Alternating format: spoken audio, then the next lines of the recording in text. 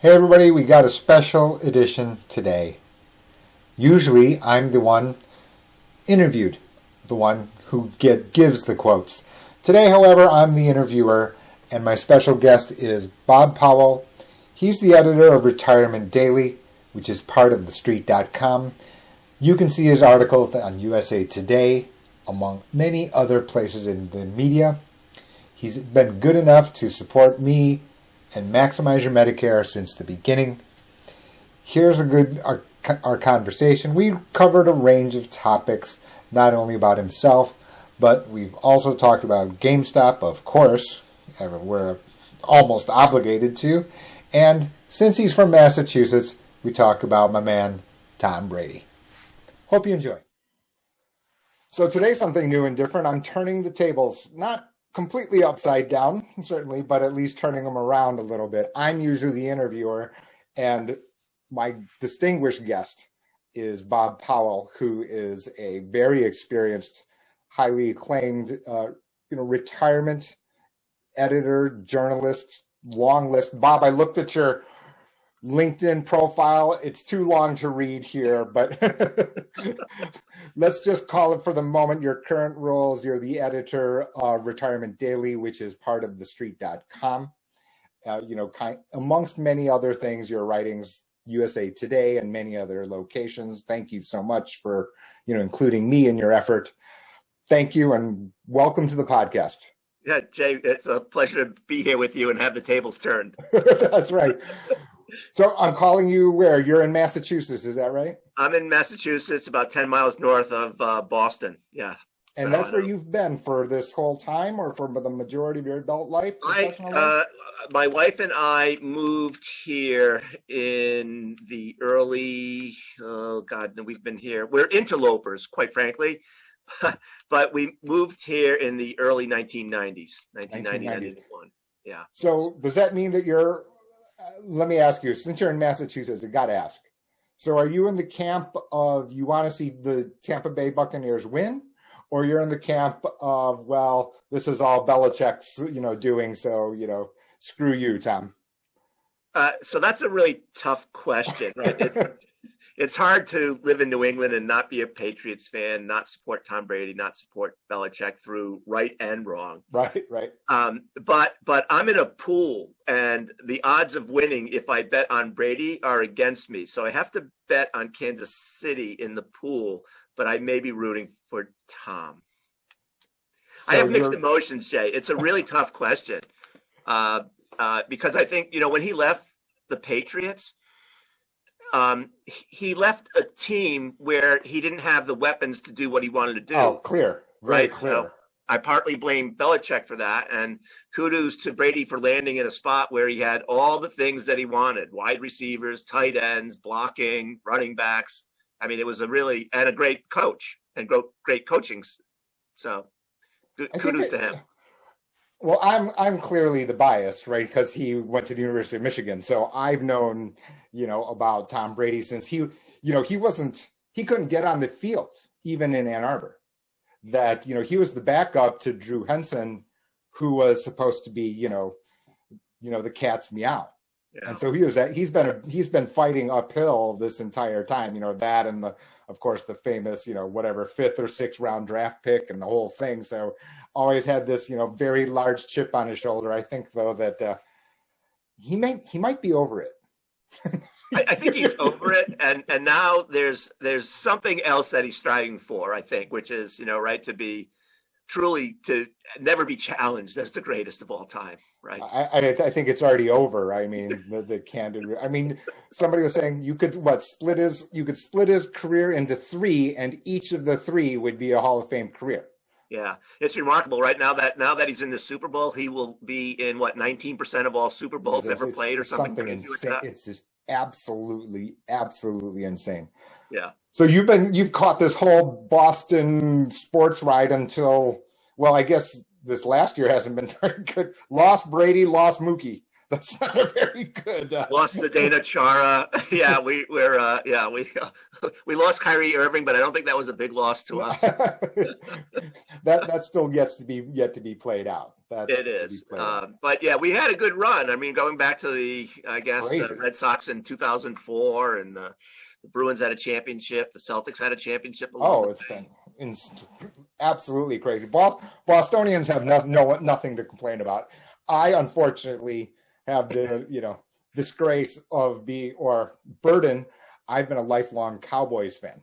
Oh. So it's been a long while. And the weirdest thing is, I come into a group of all sorts of circle. I've never told you this story, is that a client of mine out of the Dallas area, we were commiserating, and it comes out she's the close friend of Too Tall Jones. Oh, really? So I thought you were the coolest of all my contacts, Bob, but sorry. Yeah, I will gladly cede that position. That's great. But of course, those were the glory days, right? Yeah, those are the glory days. Absolutely. Long gone, unfortunately. So we thought that 2021 was, at least it's not 2020, but it's not really started out. No, I feel like we're running in place a little bit, but maybe we're making a little forward progress. Are you getting much, over this past week? You're sitting in a spot where you're largely working on retirement topics. But even then, you can't be completely blind, and, every podcast and YouTube video on the planet, doesn't matter what the topic is calling up GameStop. So what do you make of this whole thing as far as, from your perspective, as far as, are you getting questions and things like that?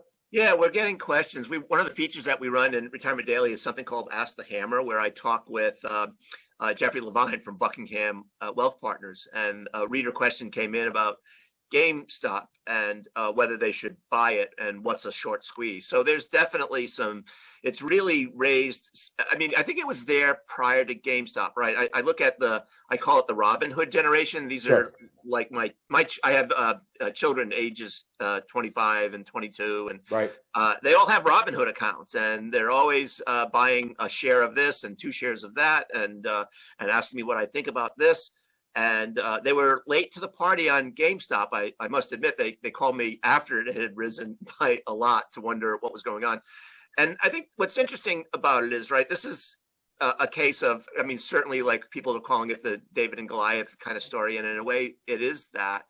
But it's also a story that I don't think ends well for most of the people who bought GameStop. Now, it's not over yet, right? But I think what happens is this stock is grossly overvalued at this point relative to sales and earnings and whatnot. And I don't see what the play is here. And so when it starts to fall, and it will, and people start rushing for the exit door, well, only one person can get through that door at a time, and that's going to leave a lot of people wishing that they had sold a day prior when this thing starts to plummet. And when the music stops, it's going to be interesting to see, because we've got all this uproar about, Robin Hood shouldn't be restricting, access to certain shares of certain companies, et cetera, and they closed it down and they turned it back on, and it's going to be the uproar on the other end when, hopefully private investors don't get too hurt, but there's a buyer when someone was selling, at 300 something. And that buyer was a hedge fund that had to cover its position. On the way down, there may not be anyone there on the other side, and so it may fall a lot. And I look at this, it's an interesting story, because I think if you say, okay, as a investment strategy, buying stocks and companies where there's a high short interest is an interesting play. And now we've witnessed the power of a Reddit platform, of an army of people who buy into a storyline, whether it's AMC or Nokia or, name the stock. BlackBerry. Right. And all of a sudden it creates this stampede. And then it's a movement, right? I mean, people kept saying, resist the hedge funds, keep buying, right? But without any basis for buying it. I mean, right? This would, if you were a fan of Warren Buffett, you would be horrified. If you were a fan of, of Graham and Dodd, you'd be horrified by this.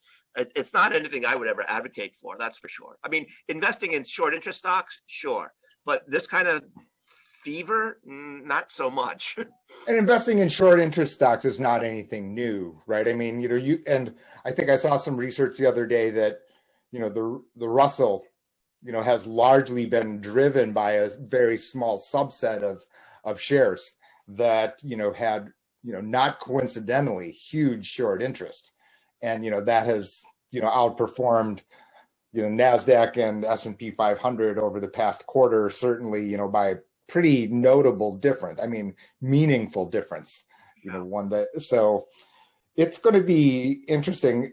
The other thing I was thinking, have you been looking at Wall Street Bets, which is the Reddit the platform and things like that? For me, what struck me is that, the conversations that I see on these Reddit platforms, because people are going in there without their full name, that some of the information and some of the posts, rather than just the normal cheerleading and, diamond hands or whatever, slogans that people are using, that is the data and jargon and information not used by everyday people. In other words, that is someone with an options book or options information, right? I mean, people now know what gamma hedging is, and things like that. Yeah. But some of the other posts that I've noticed on these sites are not actually, there's no way they could have invented that language. You see what I'm saying? In other words, somebody in there is in fact a professional who's actually in there, contributing. Yeah, well, for better or for worse. I don't know if you saw it, Jay. There was a great story in the Wall Street Journal over the weekend about the guy who is credited with creating the GameStop frenzy. And he's a fairly young guy who has a CFA, a Chartered Financial Analyst designation. Right. And has been doing this kind of, and he had worked up until recently at Mass Mutual, a financial services company. And he has a YouTube channel. And, I would describe him as a serious investor. He knew what he was doing. And you're right. I think there are other people in there that do know what they're doing. And, I wonder about the degree to which, like if you worked at a mutual fund company or even an investment newsletter, right, you can't front run a stock, right, that you own. But that's seemingly what is occurring to me here, too, is that we've got a lot of front running going on, right, where people own the stock and then start touting it. Now, I'm willing to bet that the SEC can't prosecute anyone or maybe they can. I don't know. It's going to be. I don't know. Plays out. It's an interesting thing, and it's peculiar because you see in the media on TV, et cetera, and I'm not sure how. Maybe you can give me some insight. The average person watching the TV clip may or may not understand the fact that the mutual fund manager or whatever investment strategy point person, is talking about, their own internal position, and there, though, that they know that they're regulated. You see what I'm saying? They know the light turns on. They don't just get to start, blabbering away. Yeah. And yet here on these Reddit boards, Jay, was people are posting their account statements, right? Which I find really fascinating. So, on the one hand, okay, maybe it's real. Two, it's a paper profit at the moment, right? It's only a profit really until you sell it. So, I'd be curious to see what their account statements look like after they sell it. That's one. And two, not that you want to say this is a reason or not to get involved in this sort of thing, but the the taxes on a short-term capital gain like that will be not insignificant. Oh, it's going to be big. And whether or not everyone knows exactly how much that is and how it gets calculated and that kind of thing is a whole different thing where, the ripple effects are not known.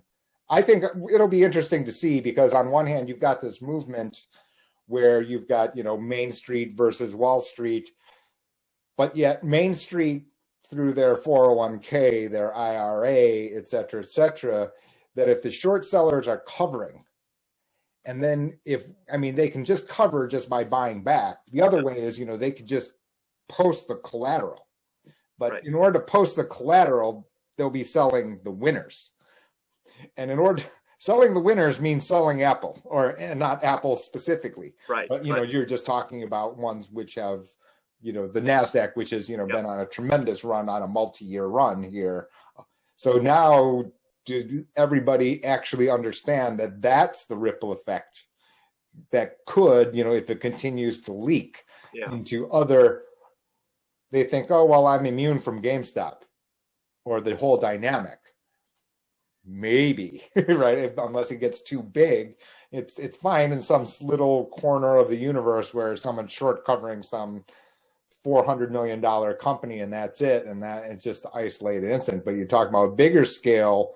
Now you're talking about leaking into the big indexes that everyone's allocating, large amounts of capital. That will be interesting to see. And I don't think we know yet. Yeah. And I think, we have a way of forgetting history, right? We have it in 2008, right? AIG and CMOs, right? And long-term capital, right? I mean, we have a history of forgetting how the ripple effects, right? The butterfly effect really can take flight in ways that we can't anticipate. So I don't know, this story's not over, I don't think, by any stretch, right? Like, as you said, as people as they have to sell positions to cover their losses. And it's interesting because you exactly pointed out what I tell other persons in my financial planning process, which is that, you can hedge, you can get away from a single issue.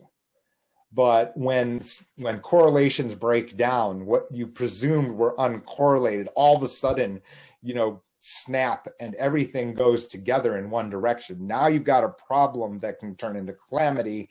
And that's, the housing crisis, CMOs, the mortgage-backed securities were not nearly as uncorrelated as, the rating agencies and the modeling and thus, the Big Short, et cetera, would have suggested. And so now, whether or not that same risk comes to this as a result of what looks like a single issue about GameStop or, AMC, et cetera. So I'm not sure. It'll be very interesting to see. Yeah, the story's not over. And I think, it's not the same story, but Bitcoin is a little bit the same too, right? Where we have this frenzy around an asset whose value is really hard to ascertain. I think I'm still, it's a puzzler to me, why it's worth so much, other than the madness of crowds. That for me is slightly different because there are other technical reasons, right? I mean, there's the store of value, there's payment processing, non-government fiat. Then again, then you've got whole extra risks. I mean, I have made comments on this, privately. What's to stop a government from saying, okay, this is outlawed and we're now creating our own digital currency, period. I mean, and then you'd have a whole different, regime. And there's not, I don't know what, if the cryptos, how they will deal with that or what the price what would happen. My biggest problem, I think, with crypto at the moment is that, it's not necessarily it's currency in the sense that you can use it to buy and sell stuff, but it's not currency in the sense that it has the same value today as it did yesterday or tomorrow, right? I mean, yes, the dollar fluctuates against the euro, against the yen and whatnot. But the kind of swings that we see with Bitcoin don't exist. And so for me, it's really hard to think I'm going to buy a car or I'm going to the grocery store. I'm going to use my Bitcoin. And when I walk into the store, it's worth X. And when I walk out to the cash register, it's 20% less than it was when I walked in. And I don't know how you can create a currency around something that has that kind of volatility. And I saw this. I had this thought as well as, you've seen these headlines where companies are putting their retained earnings, their cash balances into crypto in, big numbers. So how are you going to value these companies? I mean, one of their assets is going to be, here's my cash balance. I mean, right now, we look at Apple and we know that they have this amount of money and they can cover their debt, by 6 trillion times. Well, what happens when their reserve on that reported number on some earnings number all of a sudden is subject to 20% a year volatility? That's a foreign exchange risk, that they currently face, but not to that volatility. It's going to be how are you going to value the companies? Right. And then, add to it the sort of the taxes that come with Bitcoin, right? It's considered a property, so it's going to be, right, have capital gains and capital losses, and so there's the added complexity of figuring out, especially at the individual investor level, I think. Right. For sure. For sure. That much, because it's not like earning interest income on a bank CD. So that's enough of current events talk. Fair enough. So, a little clumsily as far as segue, tell me about the street.com. So the Retirement Daily is fairly new, relatively speaking, not your work, but what you're doing at the street.com. Yeah, it's new, but it continues something I began in 2003 at MarketWatch, where we had launched a subscription newsletter called Retirement Weekly. Okay. And at the time, in retrospect, thankfully, it was only published on Friday afternoons. And along the way, what happened was the person who recruited me into MarketWatch was a very dear old friend who I worked with back in the late 80s, early 90s, a gentleman named Dave Calloway. He and I co-wrote a column together at Boston Herald in the late 80s, early 90s. And then fast forward to the 2000s, he was then editor-in-chief of MarketWatch. And he asked if I would come over and start a newsletter that would focus on retirement. And thus Retirement Weekly was born. And then fast forward a decade plus, and he becomes the editor-in-chief of USA Today, and he recruited me to write about retirement for USA Today, which I started doing. And then fast forward a few years from there, he became the CEO of The Street, and he recruited me to start writing about retirement for The Street and to launch another subscription newsletter, which we dutifully had to rename something other than Retirement Weekly. So we called it Retirement Daily.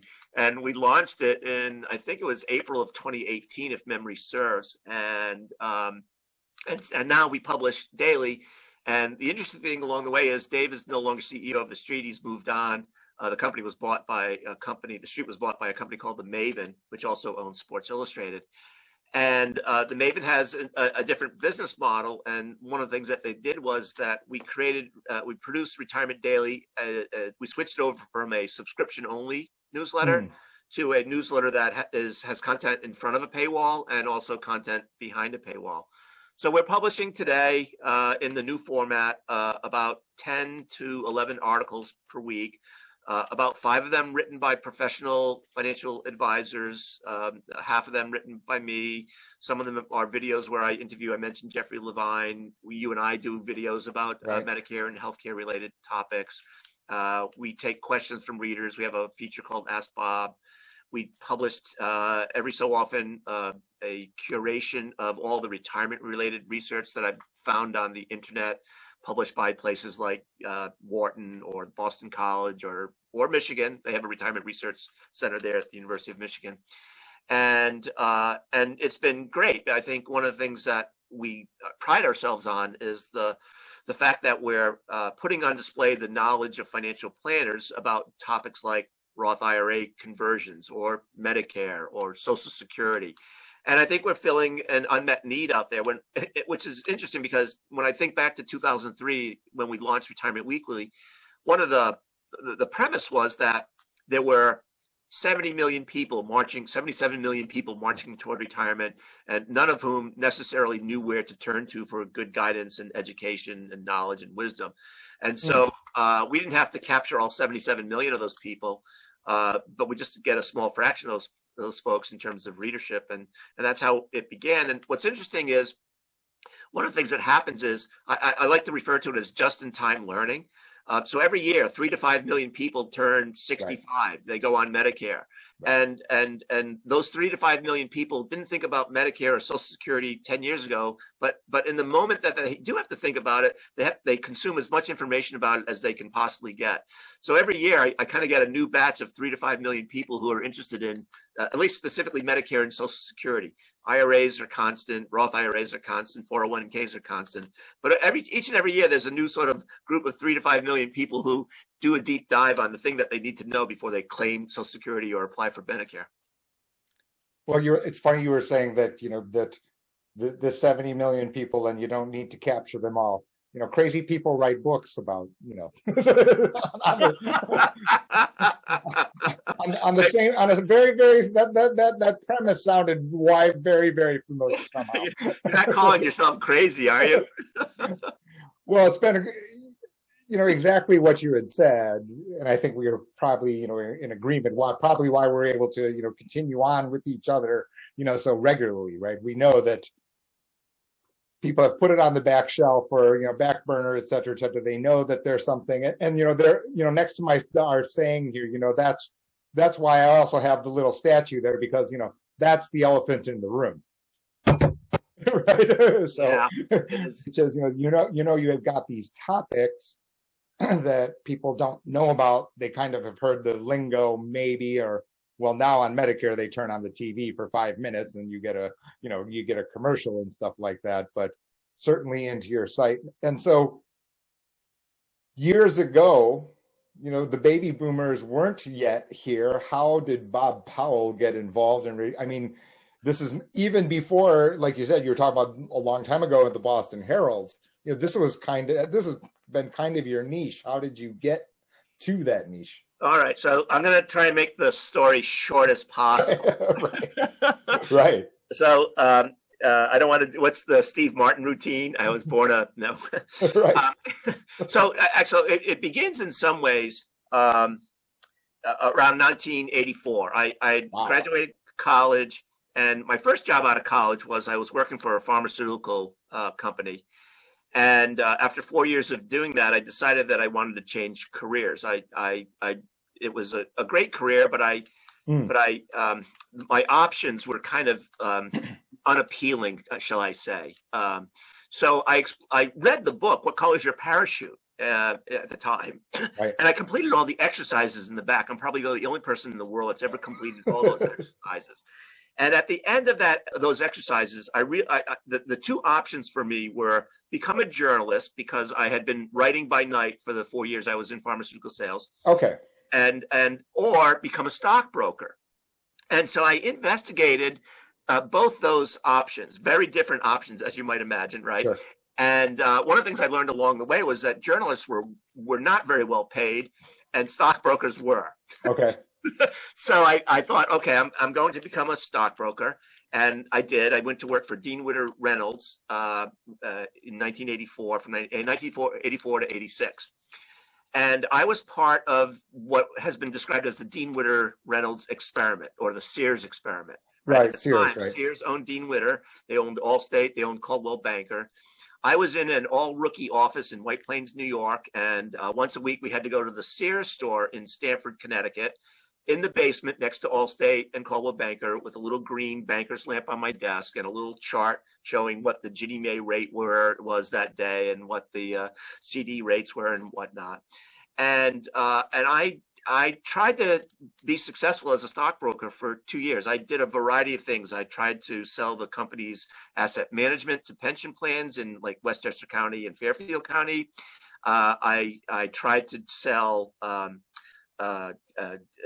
bankers' acceptance notes to the Treasury departments of Fortune 500 companies by day. And then by night, I would cold call using the Kohl's directory, trying to get folks in Darien and Greenwich and whatnot to, buy municipal bonds or buy IBM stock or whatever. And the truth of the matter is, I'll give you two stories about how bad I was at this.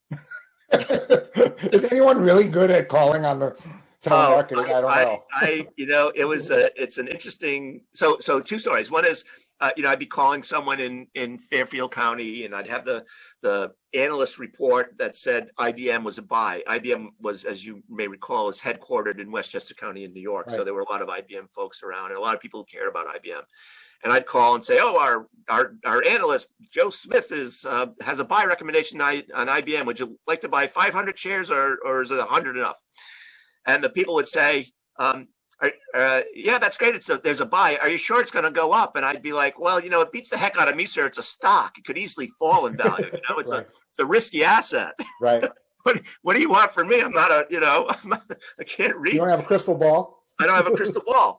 So, of course, that didn't make help things that I couldn't tell, just one side of the story. Right. And then the other is, this is my favorite story about being a failed stockbroker, is that I was in the Sears store one day and a gentleman came in late in the evening, and he had just sold his house. He was in his 60s or so, and he had come into the most money he had ever had in his entire life, and he wanted to know what to do with it.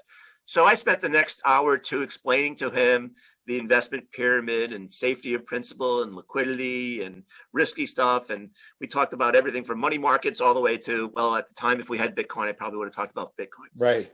And then all of a sudden, the lights go out in the Sears store. There's complete darkness except for my green banker's lamp. Right. And he and I, because the door was closed in our little office, we never heard the announcement that the store was closing. And we were, in effect, locked in the Sears store. Oh. Him and I. Right. So we had to call the Stamford Police Department, which then called the manager of the Sears store to come down and unlock the door. And the next day I'm telling my branch manager this story, and he wants to know how it turned out that I closed the sale. No. I mean, if you can't close a sale when you're locked in a store with someone, right? Talk about a captive audience, right? And I said, after we got done, he said he was he really appreciated all I had to say, and that he was going to take his money to the bank where he had his, savings and checking account and just leave it there. So I never made the sale. And, and that was it, huh? That was it. That was sort of, now the interesting thing was, by day I was doing stockbrokering. By night I was starting to fulfill my desire to write, and I started writing. I wrote for Connecticut Magazine. I wrote for the Westchester Business Journal. I started, enjoying writing, and I started enjoying writing about money, which is sort of like how it came to pass. That and I thought these are my two loves. I love the market and I love writing. And so in 1986, I pivoted. I went back to grad school. I got a master's degree in journalism. And then I began the long, slow climb up the journalism ladder. I worked for the Berkshire Eagle, the Boston Business Journal, the Boston Herald. I went to a company called Dalbar, where I was the editor and publisher of a stable of trade publications in the mutual fund and annuity industry. And then from there, it was the year 2000. And as you may recall, 2000 was one of those great years in the market, right? Money was flowing in, right. Companies were being launched, right. Venture capital companies throwing money around. So I left the company where I was as editor and publisher of the trades to launch an online education company. And we were successful for 3 years. We went through several rounds of financing. We launched the Boston University online CFP program, which is I'm still very proud of. It's still in existence. And but along the way, as each new venture capital company injected money, what we found was that the founders, myself included, were being sort of shoved aside. Right? I see. It was, and then one day, it was a little bit of out with the old and in with the new. And one of the interesting things was the last round of money that came in. The folks were like, this is great that you've built this product, but you haven't sold it. And we said to them, well, we have a marketing plan. We just need money to execute the sales and marketing plan. And the reason we don't have sales is because we spent all our money building out a really good product.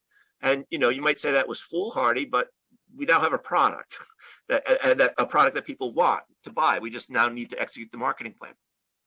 Anyway, and they said, okay, well, we'll do that. And thanks for building out the product. And they let go of like almost everyone who founded the company, except for a couple people. So in 2003, I was on the outside looking in without a plan B. And that's how I came to pass that Dave Calloway and I reunited. That I see. Market Watch. And he said, you've been writing about money and personal finance. And he said, what do you think is next? And I said, well, Ken Dykewald says that baby boomers are the biggest market in the world, and we ought to be writing about retirement for them. So I credit Ken Dykewald too for being the inspiration for me pursuing retirement almost exclusively. And at this point, what's next? I mean, you're going to keep building out Retirement Daily. Well, and also you were kind of fortunate, right? I mean, you never know, right? Because obviously the local newspaper, etc., doesn't have, resources at this point, with the, newspapers. Are there any, even big city newspapers are not in good condition at all, really. Yeah. So, and now you're here in the digital world, so you've kind of one half step ahead. Yeah, and it's interesting, I don't know what the next step is. Retirement Daily is a good platform. It allows me to do lots of things that I couldn't do on my own. I'm able to produce videos. I'm able to produce podcasts. I think one of the things I want to do is create a library of retirement webinars where we have just a complete and have it be a complete library of educational webinars about all things retirement. So I think that's one.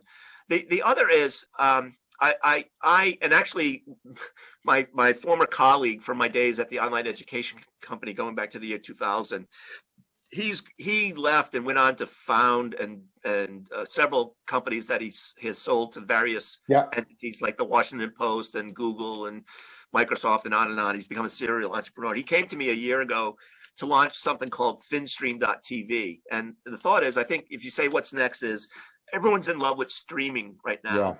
Yeah. Right. And he said, I think we could create a streaming channel focused on personal finance and to have a channel that offers everything to everyone from whether you're Gen Z or the silent generation, whether you're just graduating from college or you're at the tail end of caregiving or needing care. Or whatever your topic might be, whether you're, male, female, black, brown, young, old. And so we've been slowly over the past, I'd say 6 to 8 months, posting videos onto finstream.tv. We're now on Roku and Fire TV. How does that even work? I mean, how do you access that? So if you were to go on to Roku and search for Finstream TV, you would find, several long form and short form videos that we've produced so far. And our hope now is we're in the market looking for sponsors for our content. And what we're aiming to do is to sort of build our business on 3 core principles. One is create original content. 2, curate good content. We know that there's a lot of folks out there, building content, yourself included, where we can curate that content and my content's bad, Bob. I mean, I got this face, I've got this horrible Midwest mumbling. So, well, I'm not I'm hardly a pro at this, but as you've seen, lots of people have been successful on video. That's fair enough. Chet and Dave, right? So that's so there's original content, curated content, and then sponsored content. There's a number of entities that commercial entities, academic entities that are publishing good content as well. So it's been I do that in addition to everything else I'm doing, and at some point, maybe it's the only thing I do. Though I have to say, I'm the kind of person. I don't know if you've ever done a Colby assessment of yourself, but anyway, it's an assessment that sort of says what you're good at doing and how you do things, and I like launching things. If I had to sort of say what's the one thing that really gets me up in the morning is launching things and getting things up and going and trying new things. And so this to me is exciting. I don't know if it'll be the only thing I do once it gets up and running, because I also like variety. I like being able to work for different people and work. And I'm at this stage of life, and I don't know if this is true for you, but I feel like I'm old enough where I really just want to work with people I like working with and on things I like working on. I'm always afraid of those self-assessment things. I'm afraid the result will be like, you're no good at anything.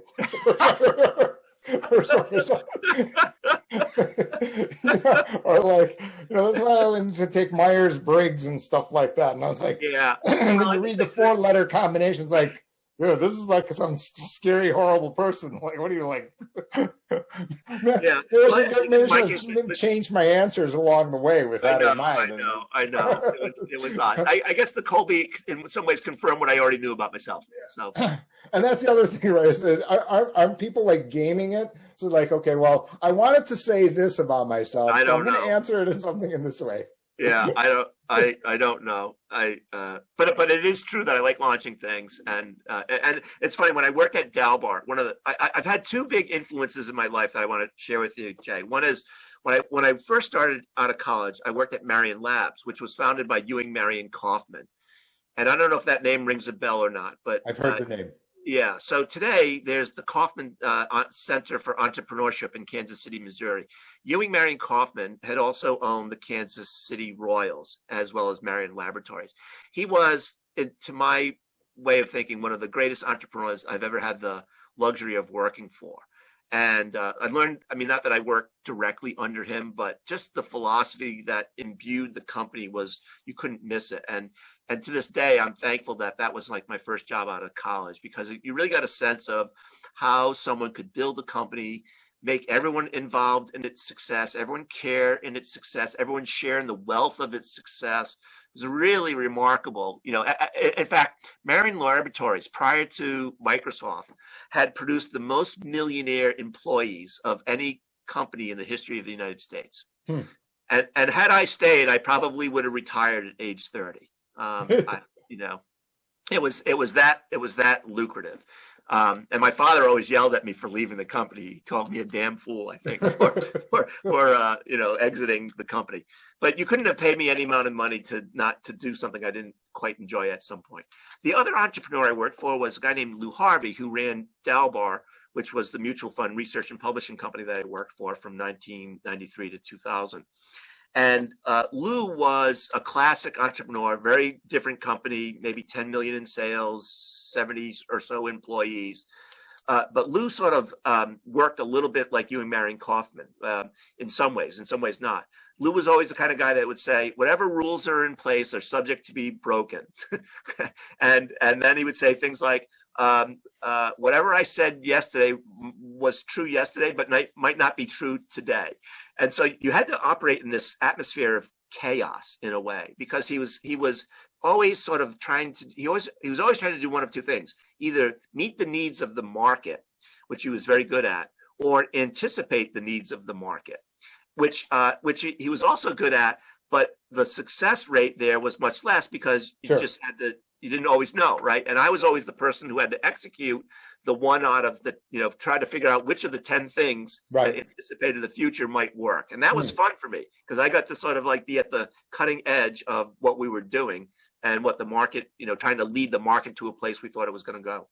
Oh, absolutely. You know, one of the phrases I like to say is, you know, there's creativity out of the chaos. Absolutely.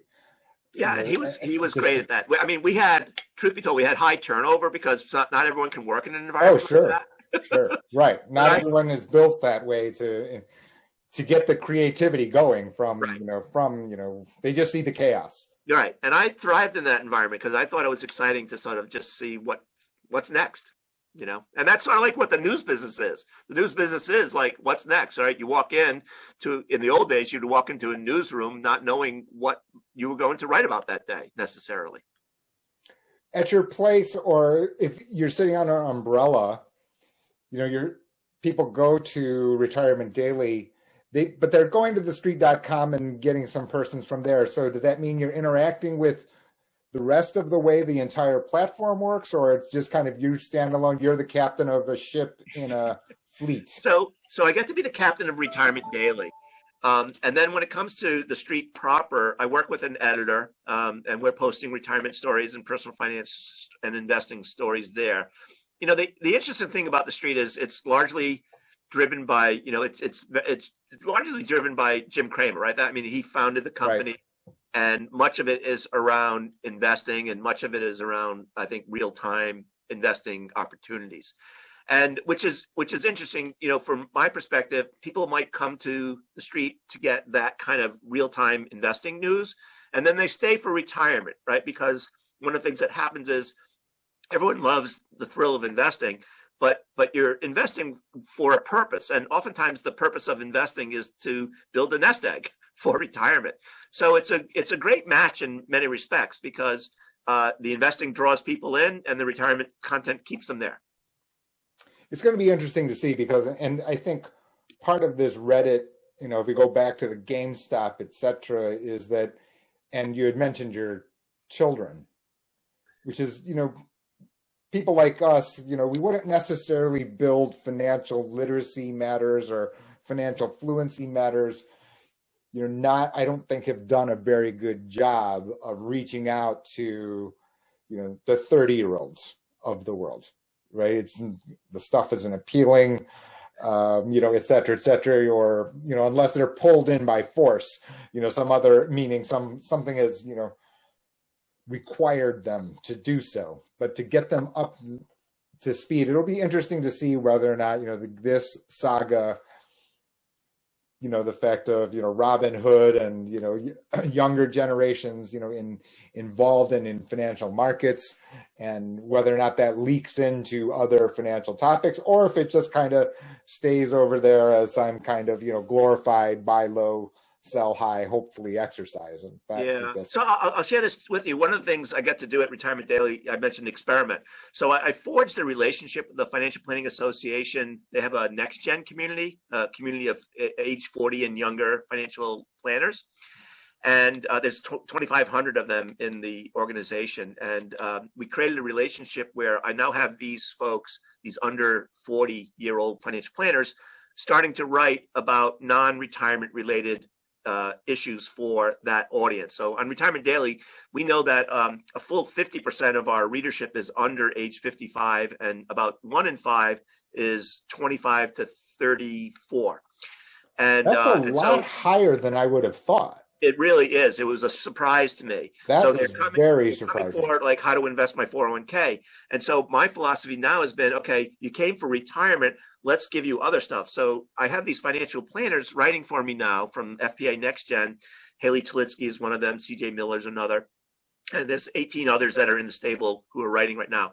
How do I buy my first home? How do I buy an engagement ring? How do I create a budget? So we're now creating personal finance content aimed at, I'll call it, I call them next geners, but they're really Gen Z and young millennials. And we're getting some traction there. People seem to, we're getting page views. So for me, the experiment is starting to work, that people do want to know. Again, so much of it, I think, Jay, is also just in time, right? I'm buying my first home. What are some mistakes I need to avoid? Or I'm getting engaged. How do I go about doing that? Or, I use Mint, but I really don't know what the heck I'm doing with it or something. Right. So I think I'm hoping that we'll tap into this growing need on the part of, it's interesting. I mentioned my children, they're 25, 22. We did a piece on what are the elements of your credit score and how can you improve it? And I have to say that before I even did the piece, I was talking to my kids about this. They knew more about credit scores at age 25 than I ever did, Really? Even at age 45, right? Because of YouTube, right? They've been able to go out and figure out, length of credit history, payments, right? Whether you have, how many cards you have and when was the last time you applied, all that stuff. They knew all of it. They knew how it worked. Right. And they said to me, I can't get my credit score any higher until I've had a longer credit history. And so I kind of scratched my head thinking, wow, they didn't come to me for that. They didn't come to me to learn how to tie a bow tie either, but that's okay. But they went and found the information that they needed to improve their credit score. And you had to applaud them because, they could have easily gone through life not knowing that. That's actually an interesting fact and a surprising one. But yet, after you've described it, the information's out there if it's kind of, curated and put into a place where someone can access it. And it's excellent point about the fact that it's, just in time, on demand, that type of thing. So. Yeah. In fact, one of the things, I don't like doing live webinars because I think it's really hard to schedule people to come right. I totally agree. Right. Yep. I just assume record it and post it and let people come watch it when they can. So absolutely. Well, Bob, I've enjoyed this. Before we get, before we go to a second hour, et cetera, we can talk about so many other topics. But again, it's thestreet.com Retirement Daily. There'll be a link in the podcast as well as video form, et cetera. Bob, it's been great to work and talk with you. We've always talked about, our little interview questions or exchanged emails about the quote that you'll use, in your articles. And thank you so much for your support of the book and things like of Maximize Your Medicare. But, I've enjoyed today. Thank you, Jay. I've enjoyed it too. And I think I've exhausted all my stories. Okay. Thanks, Bob. And we will talk again soon and look forward to working with you, on an ongoing basis.